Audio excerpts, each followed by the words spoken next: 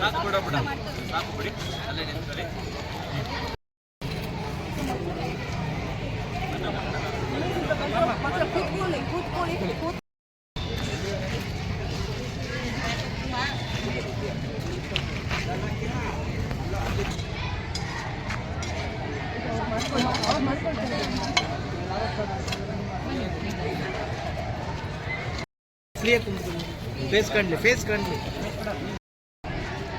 ಕಾರ್ಯಕ್ರಮದ ಪ್ರಾಸ್ತಾವಿಕ ನುಡಿಯಾಗಿ 2 ಮಾತುಗಳನ್ನು ಆಡಬೇಕು ಅಂತ ಹೇಳಿ ಕೇಳ್ಕೊಳ್ತಾ ಇದ್ದಾರೆ.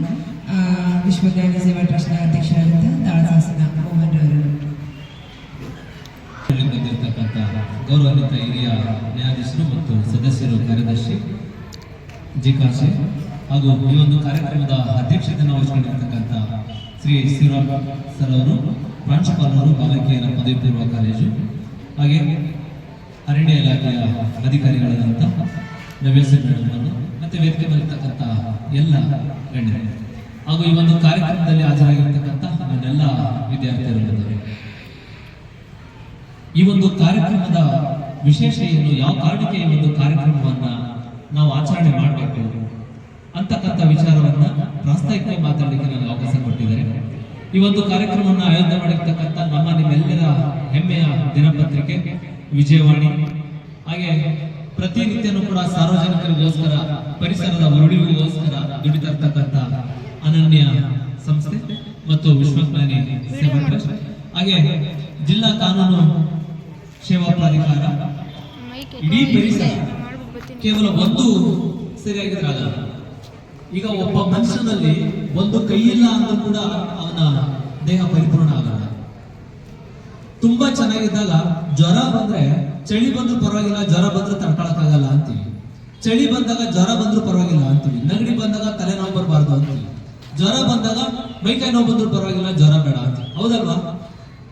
ಯಾವ್ದಾದ್ರೂ ಒಂದು ಏನಾದ್ರೂ ನ್ಯೂನತೆ ಆಯ್ತು ಅಂತಂದ್ರೆ ಆ ನ್ಯೂನತೆಯನ್ನ ಸರಿಪಡಿಸ್ಕೊಳಕ್ ಆಗೋದಿಲ್ಲ. ಅದು ಯಾವಾಗ ಗೊತ್ತಾಗುತ್ತೆ ನಮ್ಗೆ ಅಂದ್ರೆ ಆ ನ್ಯೂನತೆಗಳು ನಮ್ಗೆ ಗೊತ್ತಾದಾಗ ಮಾತ್ರ. ಇದು ಒಂದೊಂದು ಅಂಗಗಳು ನಮ್ಗೆ ಸಣ್ಣ ಪುಟ್ಟ ಅಡೆತಡೆ ಆದ್ರೆ ನಮ್ಗೆ ಅದನ್ನ ಕಂಟ್ರೋಲ್ ಮಾಡ್ಕೊಳಕ್ ಆಗಲ್ಲ ಅಂತಂದ್ರೆ, ಇಡೀ ಪರಿಸರ ಇವತ್ತೇನು ನಾವೆಲ್ಲರೂ ಕೂಡ ಭೂಮಿ ಮೇಲೆ ಬದುಕಿದೀವಿ ಅಂದ್ರೆ, 1 ದಿನ 2 ದಿನ 1 ವಾರ ಗಟ್ಟಲೆ ಊಟ ಮಾಡ್ತಾರೆ ನಾವೆಲ್ಲರೂ ಬದುಕಿರ್ಬೋದು. ಅದಕ್ಕೆ ಬೇಕಾದಷ್ಟು ಉದಾಹರಣೆಗಳಿದೆ. ಮಹಾತ್ಮ ದಿನ ನೀರು ಕುಡಿದೇನೆ ಇರ್ಬೋದಾ? ಸಾಧ್ಯ ಇದೆಯಲ್ವಾ? ಊಟ ಮಾಡ್ದೇನೆ, ನೀರು ಕುಡಿದೇನೆ, ನಿದ್ರೆ ಮಾಡ್ದೇನೆ, ಓದ್ದೇನೆ ಇದ್ರು ಇರ್ಬೋದು, ಕೆಲಸ ಮಾಡ್ದೇನೆ ಇದ್ರು ಇರ್ಬೋದು. ಆದ್ರೆ ಒಂದನ್ನು ಮಾತ್ರ ಮಾಡದೇ ಇದ್ರೆ ಯಾವುದೇ ಕ್ಷಣಕ್ಕೂ ನಾವು ಇರಕ್ಕಾಗೋದಿಲ್ಲ. ಯಾವ ಕ್ಷಣ ಅದು? ಉಸಿರಾಟ. ಈ ಒಂದು ಉಸಿರಾಟದ ಮೌಲ್ಯ ಗೊತ್ತಾಗಿದೆ ಯಾವಾಗ ನಮ್ಮೆಲ್ಲರಿಗೂ? ಯಾವಾಗ ಗೊತ್ತಾಯ್ತು? ಅಲ್ಲಿವರೆಗೂ ಉಸಿರಾಟದ ಮೌಲ್ಯ ನಮ್ ಯಾರಿಗೂ ಕೂಡ ಗೊತ್ತಿಲ್ಲ. ಯಾವಾಗ ಕೋವಿಡ್ ಅಂತಕ್ಕಂಥ ಒಂದು ಮಾರಕ ಕಾಯಿಲೆ ನಮ್ಮ ಕಣ್ಣೆದುರುಗಡೆ ಬಂತು, ಅವಾಗ ಗೊತ್ತಾಗಿದ್ದು ನಾವು ಎಷ್ಟು ಪರಿಸರವನ್ನ ಹಾಳು ಮಾಡಿದ್ವಿ. ಪ್ರಕೃತಿ ದತ್ತವಾಗಿ ನಮ್ಗೆ ಬರ್ಬೇಕಾದಂತ ತುಂಬಾ ಉತ್ತಮವಾದಂತ ಉಸಿರು ನಮಗ್ ಸಿಗ್ಲಿಲ್ಲ, ಆಮ್ಲಜನಕ ನಮಗ್ ಸಿಗ್ಲಿಲ್ಲ ಅಂತ ಗೊತ್ತಾಗಿದ್ದು ಯಾವಾಗಪ್ಪ ಅಂದ್ರೆ, ಕೋವಿಡ್ ಬಂದು ಹಾಸ್ಪಿಟ್ಲಿಗೆ ಎತ್ಕೊಂಡು ಹೋಗಿ ನಮ್ಗೆ ಶುದ್ಧವಾದಂತ ಆಮ್ಲಜನಕ ಸಿಗದ ಕಾರಣಕ್ಕೆ ನಮ್ಮೆಲ್ಲರಿಗೂ ಕೂಡ ಕೃತಕ ಒಂದು ಆಮ್ಲಜನಕವನ್ನ ಹಾಕಿದ್ರು, ವೆಂಟಿಲೇಟರ್ ಹಾಕಿ ಎಷ್ಟು ಜೀವಗಳನ್ನ ಬದುಕಿಸಿದ್ರು ಅಂತ ನಿಮ್ಮೆಲ್ಲರಿಗೂ ಗೊತ್ತಿದೆ. ಯಾವ ಹಾಸ್ಪಿಟಲ್ ಕೂಡ ಇದಕ್ಕೆ ಪೂರ್ವವಾದಂತ ಸಿದ್ಧತೆಗಳಿರಲಿಲ್ಲ. ಯಾವಾಗ ಕೋವಿಡ್ ಬಂತು, ಕೋವಿಡ್ ಬಂದ್ರೆ ಪ್ರತಿಯೊಂದು ಸಣ್ಣ ಪುಟ್ಟ ಆಸ್ಪತ್ರೆಯಲ್ಲೂ ಕೂಡ ಈ ಒಂದು ವೆಂಟಿಲೇಟರ್ ವ್ಯವಸ್ಥೆಯನ್ನ ಮಾಡಲಾಗಿದೆ. ಹೌದಲ್ವಾ? ಕಾರಣ ಏನು ಅಂತಂದ್ರೆ, ಇವತ್ತೇನು ಈ ಒಂದು ಆಮ್ಲಜನಕವನ್ನ ಕೃತಕವಾಗಿ ನಾವು ತಯಾರು ಮಾಡ್ತಾ ಇದೀವಿ, ಈ ಒಂದು ಪ್ರಕೃತಿ ನಾವ್ಯಾರು ಕೂಡ ಕೇಳಿಲ್ಲ. ಇಡೀ ವಿಶ್ವದಲ್ಲಿರ್ತಕ್ಕಂಥ, ಭೂಮಂಡಲದಲ್ಲಿರ್ತಕ್ಕಂಥ ಪ್ರತಿಯೊಂದು ಜೀವಿನೂ ಕೂಡ ಬದುಕಲಿಕ್ಕೆ ತುಂಬಾ ಹೇರಳವಾಗಿ ನಮ್ಗೆ ಈ ಒಂದು ಆಮ್ಲಜನಕವನ್ನ ಕೊಟ್ಟಿದೆ. ಆದ್ರೆ ನಾವುಗಳೆಲ್ಲ ಏನ್ ಮಾಡ್ತಾ ಇದೀವಿ? ನಮ್ಮ ಹಣದ ಆಸೆಗೆ, ದುರಾಸೆಗೆ, ಮನೆ ಕಟ್ಟಬೇಕು, ಆಸ್ತಿ ಮಾಡಬೇಕು, ಬೇರೆ ಬೇರೆ ಕಾರಣಗಳನ್ನ ಇಟ್ಕೊಂಡು ನಮ್ಮ ಉಸಿರನ್ನ ಜೀವಂತವಾಗಿ ಇಟ್ಟಿರ್ತಕ್ಕಂಥ ಈ ಒಂದು ಹಸಿರನ್ನ ನಾವೆಲ್ಲರೂ ಕೂಡ ಸರ್ವನಾಶ ಮಾಡ್ತಾ ಇದ್ದೀವಿ.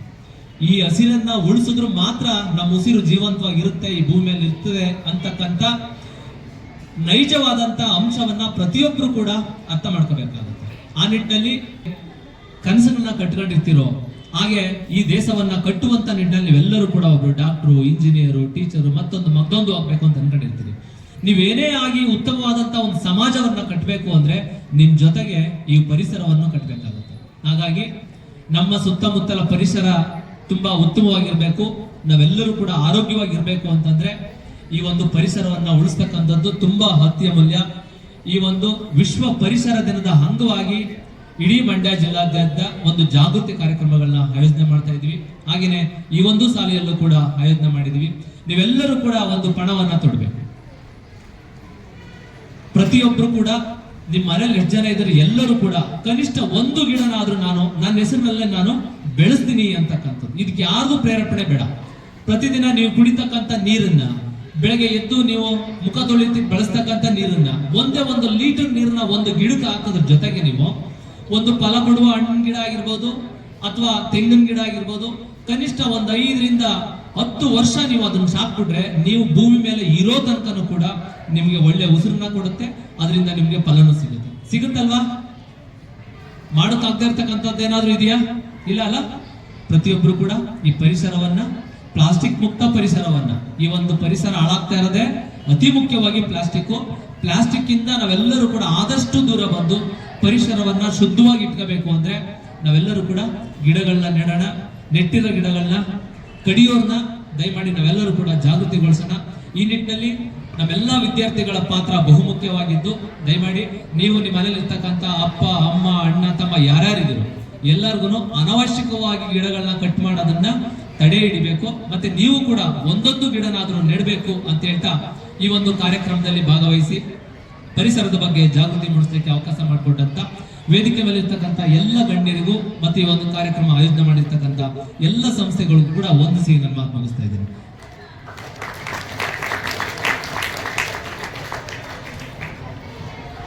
ಪ್ರಾಸ್ತಾವಿಕವಾಗಿ ಈ ಒಂದು ಕಾರ್ಯಕ್ರಮದ ನುಡಿಗಳನ್ನು ಹಾಡಿದಂತೆ ತಾಳಸಾಸನ ಮೋಹನ್ರವರಿಗೆ ಧನ್ಯವಾದಗಳು ಹೇಳ್ತಾ, ಆತ್ಮೀಯರು, ಹಸಿರು ನಮ್ಮೆಲ್ಲರ ಉಸಿರು ಈ ಒಂದು ಕಾರ್ಯಕ್ರಮವನ್ನು ಮತ್ತೊಮ್ಮೆ ಗಿಡಕ್ಕೆ ನೀರು ಹಾಕುವುದರ ಮೂಲಕ ಉದ್ಘಾಟಿಸಿಕೊಡ್ಬೇಕು ಅಂತ ಹೇಳಿ ಮಾನ್ಯ ಗೌರವಾನ್ವಿತ ಹಿರಿಯ ಸಿವಿಲ್ ನ್ಯಾಯಾಧೀಶರು ಹಾಗೂ ಸದಸ್ಯ ಕಾರ್ಯದರ್ಶಿಗಳು ಜಿಲ್ಲಾ ಕಾನೂನು ಸೇವೆಗಳ ಪ್ರಾಧಿಕಾರ ಮಂಡ್ಯದ ಶ್ರೀಯುತ ಆನಂದ್ ರವರನ್ನ ಕೇಳ್ಕೊಳ್ತಾ ಇದ್ದಾರೆ.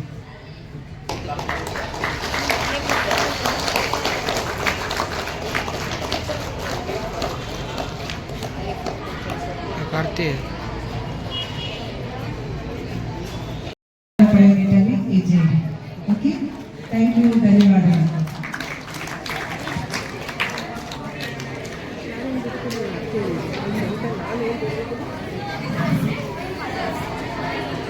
ಈ ದಿನದ ಕಾರ್ಯಕ್ರಮವನ್ನು ಗಿಡಕ್ಕೆ ನೀರು ಹಾಕುವುದರ ಮೂಲಕ ಉದ್ಘಾಟಿಸಿಕೊಟ್ಟಂತಹ ಗೌರವಾನ್ವಿತ ಹಿರಿಯ ಸಿವಿಲ್ ನ್ಯಾಯಾಧೀಶರಾದಂಥ ಶ್ರೀಯುತ ಆನಂದ್ ರವರು ಈ ಒಂದು ಕಾರ್ಯಕ್ರಮವನ್ನು ಕುರಿತು ಮಾತಾಡಬೇಕು ಅಂತ ಹೇಳಿ ಕೇಳ್ಕೊಳ್ತಾ ಇದ್ದಾರೆ. ಎಲ್ಲರಿಗೂ ಬೆಳಗಿನ ಶುಭೋದಯಗಳು. ಮೊದಲ ಬಾರಿಗೆ ವಿಶ್ವ ಪರಿಸರ ದಿನ 2025ರ ಶುಭಾಶಯಗಳು. ಈ ದಿನ ಸಹಯೋಗದೊಂದಿಗೆ ವಿಶ್ವ ಪರಿಸರ ದಿನಾಚರಣೆ ಅಂಗವಾಗಿ ಚಿತ್ರಕಲಾ ಕಾರ್ಯಕ್ರಮ ಮತ್ತು ಗಿಡ ನೆಡುವ ಕಾರ್ಯಕ್ರಮವನ್ನು ಈ ಒಂದು ಕರ್ನಾಟಕ ಪಬ್ಲಿಕ್ ಶಾಲೆ ಮತ್ತು ಪದವಿ ಪೂರ್ವ ಕಾಲೇಜಿನಲ್ಲಿ ಹಮ್ಮಿಕೊಳ್ಳಲಾಗಿದೆ. ಈ ಒಂದು ಕಾರ್ಯಕ್ರಮದ ಅಧ್ಯಕ್ಷತೆಯನ್ನು ವಹಿಸಿರುವಂತಹ ಪ್ರಾಂಶುಪಾಲರಾದಂತಹ ಶಿವರಾಮರವರೇ, ಈ ಕಾರ್ಯಕ್ರಮ ವೇದಿಕೆ ಮೇಲೆ ಆಸೀನರಿರುವಂತಹ ಎಲ್ಲ ಗಣ್ಯರೇ, ಎಲ್ಲ ಶಿಕ್ಷಕ ವೃಂದದವರೇ, ಎಲ್ಲ ಪ್ರಮುಖವಾಗಿ ಈ ಕಾರ್ಯಕ್ರಮದ ಕೇಂದ್ರ ಬಿಂದುಗಳಾದಂತಹ ನನ್ನ ನೆಚ್ಚಿನ ವಿದ್ಯಾರ್ಥಿನಿಯರೇ, ಎಲ್ಲ ಪತ್ರಕರ್ತ ಮಾಧ್ಯಮ ಮಿತ್ರರೇ, ನಮಗೆಲ್ಲ ಗೊತ್ತೇ ಇದೆ, ನಾವು ಪ್ರತಿ ವರ್ಷ ಜೂನ್ 5ನೇ ತಾರೀಕು ವಿಶ್ವ ಪರಿಸರ ದಿನಾಚರಣೆಯನ್ನು ಆಚರಣೆ ಮಾಡ್ಕೊಳ್ತಾ ಬರ್ತಾ ಇದ್ದೀರಿ. ಇದರ ಪ್ರಮುಖ ಉದ್ದೇಶ ಪರಿಸರದ ಬಗ್ಗೆ, ಮರ ಗಿಡಗಳ ಬಗ್ಗೆ, ಅದರ ಬಗ್ಗೆ ಒಂದು ಅವೇರ್ನೆಸ್ ಮೂಡಿಸುವಂಥದ್ರ ಬಗ್ಗೆ. ಪರಿಸರ ಸಂರಕ್ಷಣೆ ನಮ್ಮೆಲ್ಲರ ಹೊಣೆ. ಪರಿಸರನ ನಾವು ಸಂರಕ್ಷಣೆ ಮಾಡಿದಾಗ ಆ ಪರಿಸರ ನಮ್ಮನ್ನ ಮತ್ತೆ ನಮ್ಮ ಮುಂದಿನ ಸಂತತಿಯನ್ನ ರಕ್ಷಣೆ ಮಾಡುತ್ತೆ. ಯಾವ ರೀತಿ ಈಗ ನಾವು ಧರ್ಮೋ ರಕ್ಷತಿ ರಕ್ಷಿತ ಅಂತೀರಿ, ಅದೇ ರೀತಿ ಪರಿಸರನ ನಾವು ರಕ್ಷಣೆ ಮಾಡುವಂತಹ ಚಾಲೆಂಜಿಂಗ್ ಅಂತಂದ್ರೆ ತಪ್ಪಾಗ್ಲಾರ್ದು. ಯಾಕಂದ್ರೆ ತಮಗೆಲ್ಲ ಗೊತ್ತೇ ಇದೆ ನಮ್ಮ ಭಾರತದ ಜನಸಂಖ್ಯೆ ಎಷ್ಟಿದೆ ಅಂತ. ನಾವು ಭಾರತ ಮುಂದುವರಿಯುತ್ತಿರುವಂತಹ ದೇಶ ಪ್ರಪಂಚದಲ್ಲಿ. ಈ ಮುಂದುವರಿಯುತ್ತಿರುವಂತಹ ದೇಶದಲ್ಲಿ ನಮ್ಮಲ್ಲಿ ಅಪಾರ ವನ್ಯ ಸಂಪತ್ತಿದೆ, ಪ್ರಕೃತಿ ಸಂಪತ್ತಿದೆ. ನಮಗೆ ಕನಿಷ್ಠ ಪಕ್ಷ ಶೇಕಡ ಎಷ್ಟಿರ್ಬೇಕು ಹೇಳಿ ಅರಣ್ಯ ಸಂಪತ್ತು? ನಮ್ಮ ಭಾರತ ದೇಶ ಶೇಕಡ 33ರಷ್ಟು ಅರಣ್ಯ ಸಂಪತ್ತು ಅಥವಾ ಮರಗಿಡಗಳು ಇರಬೇಕಾಗುತ್ತೆ. ಆದರೆ ಅಷ್ಟಿದೆಯಾ ಅನ್ನೋವಂಥದ್ದು ನಾವು ಕ್ವಶನ್ ಮಾಡ್ಕೋಬೇಕು, ಪ್ರಶ್ನೆ ಮಾಡ್ಬೇಕು ನಮ್ಮಲ್ಲಿ ನಾವು. ಇವತ್ತು ನಾವು ಅಭಿವೃದ್ಧಿಗೋಸ್ಕರ ಮರಗಿಡಗಳನ್ನ ಕಡಿತಾ ಇದ್ದೀವಿ, ಆದರೆ ಅಭಿವೃದ್ಧಿ ಆಗಬೇಕು, ಅದ್ರ ಜೊತೆಗೆ ಮರಗಿಡಗಳ ಸಂರಕ್ಷಣೆ ಸಹ ಆಗಬೇಕು. ಅದಕ್ಕೆ ಸಸ್ಟೈನೇಬಲ್ ಡೆವಲಪ್ಮೆಂಟ್ ಅಂತ, ಅಂದರೆ ಸುಸ್ಥಿರ ಅಭಿವೃದ್ಧಿ. ಸುಸ್ಥಿರ ಅಭಿವೃದ್ಧಿ ಅಂದರೆ ಒಂದು ಮರನ ನಾವು ಕಟ್ ಮಾಡಿ ಅಲ್ಲಿ ಏನೋ ಒಂದು ರಾಡ ಅಥವಾ ಒಂದು ರೋಡ್ ಅಥವಾ ಒಂದು ಕಟ್ಟಡನ ಮಾಡ್ತೀರಂದ್ರೆ ಒಂದು ಮರ ಕಟ್ಟಾಗುವಂಥ ಜಾಗದಲ್ಲಿ 10 ಗಿಡಗಳನ್ನ ನಾವು ಬೇರೆ ಕಡೆ ನೆಡಬೇಕಾಗ್ತದೆ. ಆಗ ನಾವು ಎರಡನ್ನೂ ಸಹ ಬ್ಯಾಲೆನ್ಸ್ ಮಾಡ್ಬೋದು. ಈಗ ನೋಡಿ, ಪ್ರಾದೇಶಿಕ ಅಸಮತೋಲನ ಅಂತ ನಾವು ಕರಿತೀವಿ. ಈಗ ಮಂಡ್ಯದಲ್ಲಿ ಮಳೆ ಬರ್ತಾ ಇರ್ತದೆ, ಇಲ್ಲಿ ಮದ್ದೂರಲ್ಲಿ ಮಳೆನೇ ಇರಲ್ಲ. ಅದಕ್ಕೆ ನಾವೇನಂತ ಹೇಳಿ ಪ್ರಾದೇಶಿಕ ಅಸಮತೋಲನ. ಈಗ ಮಳೆ ಬಂದಾಗ ಎಲ್ಲ ಕಡೆ ಬರಲೇಬೇಕು, ಆದರೆ ಎಲ್ಲಿ ಗಿಡ ಮರಗಳು ಜಾಸ್ತಿ ಇರುತ್ತೆ ಅಲ್ಲಿ ಮಳೆ ಪ್ರಮಾಣ ಹೆಚ್ಚಿರುತ್ತೆ, ಎಲ್ಲಿ ಬರಡು ಭೂಮಿ ಇರುತ್ತೆ ಅಲ್ಲಿ ಮಳೆ ಪ್ರಮಾಣ ಕಡಿಮೆ ಇರುತ್ತೆ ಅಥವಾ ಮಳೆನೇ ಇರಲ್ಲ. ಹೀಗಾಗಿ ನಾವು ಈಗಾಗಲೇ ಹೇಳಿದ್ರು, ನಮ್ಮ ಪ್ರಾಸ್ತಾವಿಕ ನುಡಿದಲ್ಲಿ ನಮ್ಮ ಶಿಕ್ಷಕರು ಹೇಳಿದ್ರು, ಕೋವಿಡ್ ಸಂದರ್ಭದಲ್ಲಿ ನಾವು ಗಿಡ ಮರಗಳ ಬಗ್ಗೆ ಮತ್ತು ನಮ್ಮ ಆಮ್ಲಜನಕ ಆಕ್ಸಿಜನ್ ಬಗ್ಗೆ ಎಲ್ಲ ನಮಗೆ ಅರಿವು ಮೂಡ್ತು. ಆದರೆ ಕೋವಿಡ್ ಮುಕ್ತೋಯ್ತು, ನಾವು ಮತ್ತೆ ನಮ್ಮ ಚಾಳಿನ ಹಂಗೆ ಮುಂದುವರಿಸ್ತಾನೆ ಇದ್ದೀರಿ.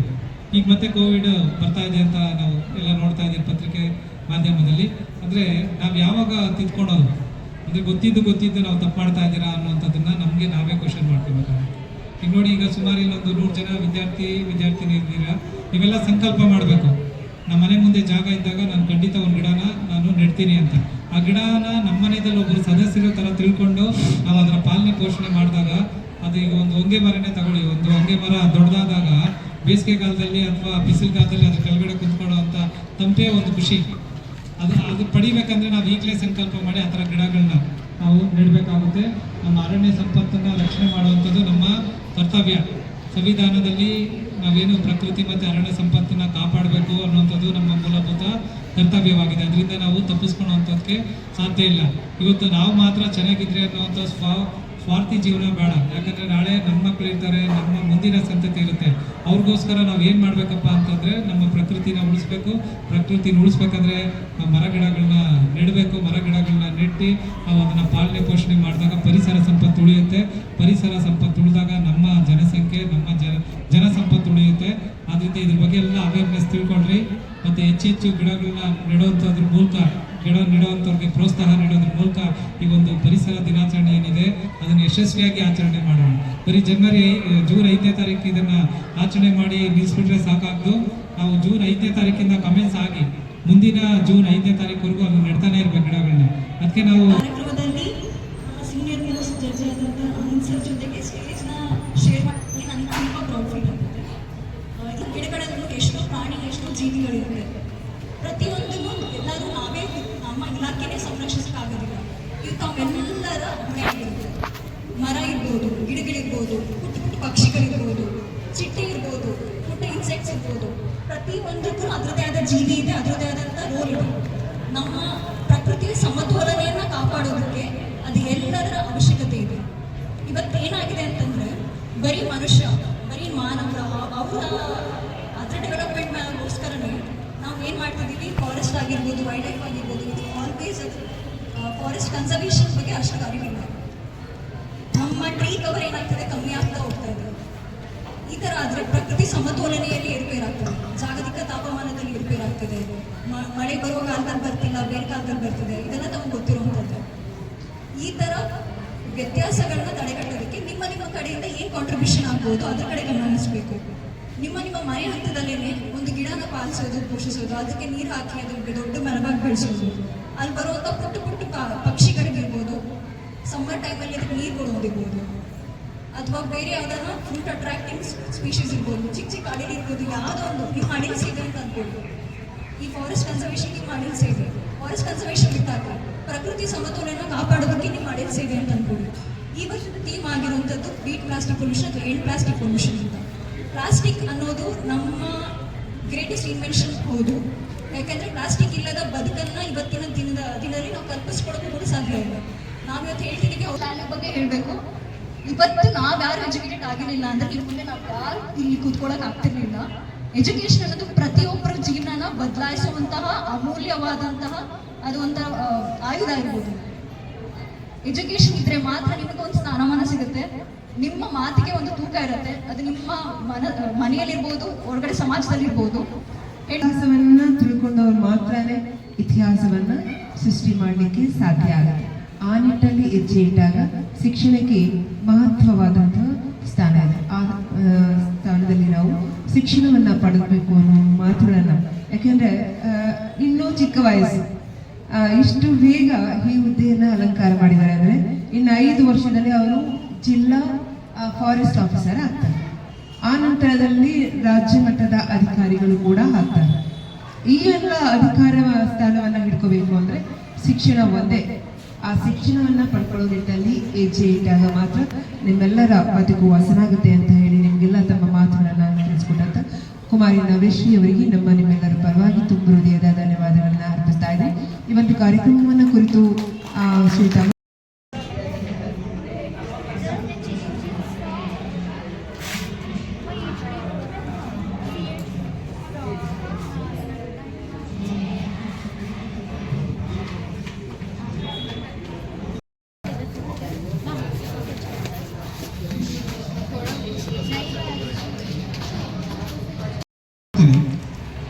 ರಜಪೂತರ ಇದ್ದ ಕಾಲದಲ್ಲಿ ಪ್ರತಿ ಹಳ್ಳಿಯಲ್ಲಿ ಒಂದು ಮಂಟಪ ಇರ್ತಾ ಇತ್ತು, ಒಂದು ಕಲ್ಯಾಣಿಯನ್ನು ನಿರ್ಮಾಣ ಮಾಡ್ತಾ ಇದ್ರು, ಒಂದು ಬಾವಿಯನ್ನು ನಿರ್ಮಾಣ ಮಾಡ್ತಾ ಇದ್ರು.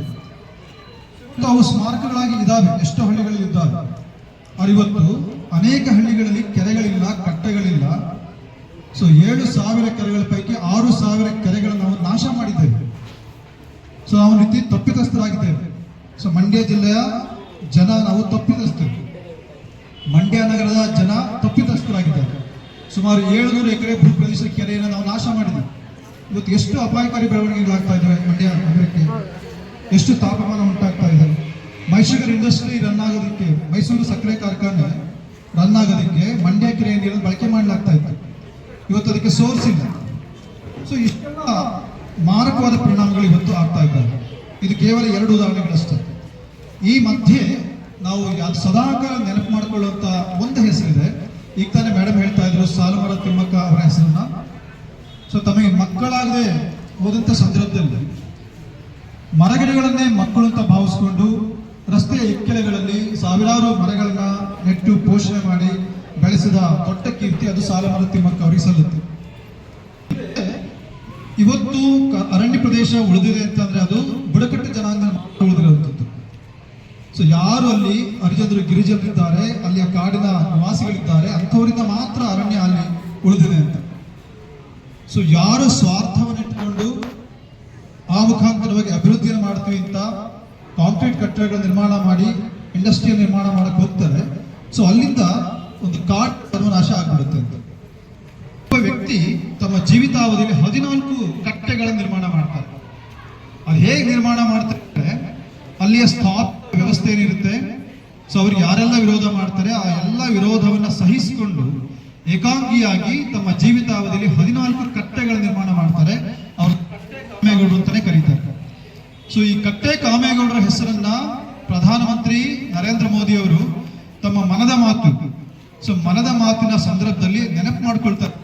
ಹೆಸರು ತಿಮ್ಮಕ್ಕ ಮತ್ತೆ ಕಟ್ಟೆ ಕಾಮೇಗೌಡ ಇಬ್ಬರು ಕೂಡ ನಿಮಗೆ ಆದರ್ಶಪ್ರಾಯ ವ್ಯಕ್ತಿಗಳಾಗಿ ಕಣ್ಮುಂದೆ ಇರಬೇಕು. ಅವರನ್ನ ಆದರ್ಶವಾಗಿಟ್ಟುಕೊಂಡು ನೀವು ನಿಮ್ಮ ನೆಲೆಯಲ್ಲಿ ಏನೆಲ್ಲ ಸಾಧ್ಯ ಆಗುತ್ತೆ ಆ ಸಾಧ್ಯತೆಯನ್ನ ಪರಿಸರದ ಉಳಿವಿಗೋಸ್ಕರ ತೋರಿಸಬೇಕಾಗ್ತದೆ ಅಂತ ಹೇಳ್ತಾ ನನ್ನ ಮಾತುಗಳನ್ನು ಮುಗಿಸ್ತೀನಿ. ನಮಸ್ಕಾರ. ಆರೋಗ್ಯ ಇರಬೇಕು ಅಂದ್ರೆ ಏನ್ ಮಾಡಬೇಕು? ಆರೋಗ್ಯವಾಗಿರ್ಬೇಕು ಅಂದ್ರೆ ಉಸಿರಾಡಬೇಕು. ಉಸಿರಾಟ ಎಲ್ಲಿ ಸಿಗ್ತಾ ಇದೆ? ಪರಿಸರ, ಈ ಗಿಡ ಮರಗಳಿಂದ. ಸೊ ಅಂತ ಗಿಡ ಮರಗಳನ್ನ ಪೂಜಿಸುವಂತ ಒಂದು ಮಾಸಾಚರಣೆ ಈಗ ನಡೀತಾ ಇರುವಂತದ್ದು. ನಿನ್ನೆ ವಿಶ್ವದಾದ್ಯಂತ ವಿಶ್ವ ಪರಿಸರ ದಿನಾಚರಣೆ ಮಾಡಿದ್ದು. ಅದೇ ರೀತಿ ಗೌರವಾನ್ವಿತ ನ್ಯಾಯಾಧೀಶರು ನಮ್ಮ ಮಂಡ್ಯ ಅರಣ್ಯ ಇಲಾಖೆ ಅಧಿಕಾರಿಗಳಿಗೆ ಪ್ರತಿ ತಾಲೂಕು ಕೂಡ ಕನಿಷ್ಠ 10,000 ಗಿಡಗಳನ್ನು ನೆಡಬೇಕು ಅಂದ್ಬಿಟ್ಟು ನಮ್ಗೊಂದು ಗುರಿ ಕೊಟ್ಟಿದ್ದಾರೆ. ಸೊ ಹಾಗಾಗಿ ನಿನ್ನೆ ಸುಮಾರು ಕಡೆ ಗಿಡಗಳನ್ನು ನೆಟ್ವಿ. ಇವತ್ತು ಶಾಲೆಯ ವ್ಯಾಪ್ತಿಯಲ್ಲಿ ನೆಡ್ತಾ ಇದ್ದೀವಿ. ಇದು ನಿರಂತರವಾಗಿರುತ್ತೆ. ಅದಕ್ಕೆ ತಾವುಗಳೆಲ್ಲ ಕೈ ಜೋಡಿಸ್ಬೇಕಾಗುತ್ತೆ. ಯಾಕೆ ಮಾಡಕ್ಕೆ ಗಮನ ಕೊಡಿ. ನಿಮ್ಮ ಪರಿಸರವನ್ನು ಉತ್ತಮ ರೀತಿ ಇಟ್ಕೊಳ್ಳೋಕ್ಕಿಲ್ಲ. ನಿಮ್ಗೆ ನಾನು ವಿನಂತಿ ಮಾಡ್ಕೊಳ್ಳುವಂಥದ್ದು, ನಿಮ್ಮ ಒಂದು ಭವಿಷ್ಯ ತುಂಬಾನೇ ಉತ್ತಮವಾಗಿದೆ, ಅದ್ಭುತವಾಗಿದೆ. ಆ ತಾಳ್ಮೆಯಿಂದ ನೀವು ಇರಬೇಕಾಗಿದೆ. ಜೊತೆಗೆ ಯಾವುದೇ ದುಷ್ಟ ಸಂಕಲ್ಪಕ್ಕೆ ನೀವು ಒಳಗಾಗಬೇಡಿ. ನೀವು ಏನಾದರೂ ಇವಾಗ ಮಕ್ಕಳೆಲ್ಲ ಜಾಸ್ತಿ ತಿನ್ನೋದು ಯಾವುದು? Junk food. ಏನೇನು ತಿಂತೀರಿ? ಗೂಬೆ ಮಂಜೂರಿ, ಆಮೇಲೆ ಪಾನಿಪುರಿ, ಮತ್ತೆ ಇನ್ನೊಂದು ಯಾವುದೋ ಬರ್ತದೆ ಸ್ಟ್ರಿಂಗ್ ಕುಡೀರಿ ಸ್ಟ್ರಾಂಗ್ ಆಗ್ತೀರಿ ಅಂತ. ಆದ್ರೆ ಸ್ಟ್ರಾಂಗ್ ಆಗಲ್ಲ, ಬದಲಾಗಿ ಕ್ಯಾನ್ಸರ್ ಪೇಷಂಟ್ಗಳಾಗ್ತಾರೆ. ನೋಡಿ 10-14 ವರ್ಷದ ಮಕ್ಕಳುಗಳೆಲ್ಲ ಹಾರ್ಟ್ ಅಟ್ಯಾಕ್ ಆಗಿ ಡೆತ್ ಆಗ್ತಾ ಇದ್ದಾರೆ. ಯೋಚನೆ ಮಾಡಿ ಮಕ್ಕಳ, ನೀವೆಲ್ಲ ಅದ್ಭುತ ಸಾಧಕರಾಗ್ಬೋದು. ಇಲ್ಲಿ ವೇದಿಕೆ ಮೇಲೆ ಇದ್ದಾರೆ, ಮುಂದೆ ನೀವೇ ನ್ಯಾಯಾಧೀಶರಾಗ್ಬೋದು, ಉಪನ್ಯಾಸಕರಾಗ್ಬೋದು, ಅಧಿಕಾರಿಗಳು ನೋಡಿ ಮೇಡಮ್ ತುಂಬಾ ಹೆಂಗೆ ಇವತ್ತು AFO ಆಗಿ ಫಾರೆಸ್ಟ್ ಆಫೀಸರ್ ಆಗಿ ಬಂದಿದ್ದಾರೆ. ಈ ರೀತಿ ನಿಮ್ಗಳಿಗೂ ಕೂಡ ಆಗ್ಲಿಕ್ಕೆ ಅವಕಾಶ ಇದೆ. ಯಾವಾಗ ಓದಿದಾಗ, ಸಾಧನೆ ಮಾಡಿದಾಗ, ನಿಮ್ಮ ಗುರುಗಳನ್ನ ನೀವು ಬ್ಲೈಂಡ್ ಆಗಿ ಫಾಲೋ ಮಾಡ್ಕೊಂಡು ಹೋದಾಗ, ಜೊತೆಗೆ ಈ ತರ ಕಾರ್ಯಕ್ರಮಗಳಲ್ಲಿ ಬಂದು ಅಲ್ಲಿ ಇನ್ಸ್ಟಾಗ್ರಾಮ್ ಹೊಸ ರೀಲ್ ಹಾಕಿದೆ ನೋಡ್ದ, ಇಷ್ಟ ಜನ ವ್ಯೂ ಮಾಡೋರು ನೋಡ್ದ ಅಂತ ಚರ್ಚೆ ಮಾಡೋದಲ್ಲ, ಅದೆಲ್ಲ ಕ್ಷಣಿಕ. ಆದ್ರೆ ನೀವುಗಳು ವಿಶ್ವಮಾನವರಾಗಬೇಕು, ನಿಮ್ಮ ಪರಿಸರವನ್ನು ಉತ್ತಮ ರೀತಿ ಕಾಪಾಡ್ಕೋಬೇಕು, ದುಷ್ಟ ಚಟಗಳಿಗೆ ಬಲಿಯಾಗಬಾರ್ದು. ನೀವು ನಿಮ್ಮ ಕುಟುಂಬಕ್ಕೆ ಮತ್ತೆ ನೀವು ಓದಿರುವಂತ ಶಾಲೆಗೆ ಒಳ್ಳೆಯ ಹೆಸರುಗಳನ್ನು ತರಬೇಕು.